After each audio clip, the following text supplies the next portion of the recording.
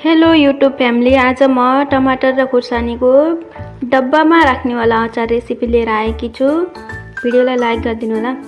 पहिला म यहाँ टमाटरलाई राम्रोसँग धुन्छु र मैले यहाँ खुर्सानीलाई पनि राम्रोसँग धुन्छु र म यहाँ टमाटरलाई पुस्छु, पानी नहुने गरी पुस्छु, खुर्सानीलाई पनि पुस्छु र मैले टमाटरलाई काट्छु र खुर्सानीलाई पनि मैले चप्परमा चप गरेर मसिनो गराउँछु र त्यसपछि मैले एउटा कराईमा धनिया, सौंफ, ज्वानो, मेथी, जिरालाई ड्राई रोस्ट गर्दछु र चिसो बनाउन छोड्दछु र मिक्सी जारमा यसलाई मैले धुलो बनाउँछु र बाउलमा टमाटर, खुर्सानी, नुन, रातो खुर्सानीको धुलो, बेसार र हामीले पिसेको धुलो र थोरै भिनेगर राखेर र कालो तिल राखेर यसलाई राम्रोसँग म मिक्स गर्दछु र तातो तेललाई माथिबाट राख्दछु। अब म यिनीहरूलाई राम्रोसँग मिक्स गर्दछु।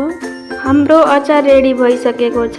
अब यसलाई रोटीसँग यसै खान पनि सक्नुहुन्छ र डिब्बामा स्टोर गरेर पनि राख्न सक्नुहुन्छ। Thank you for watching.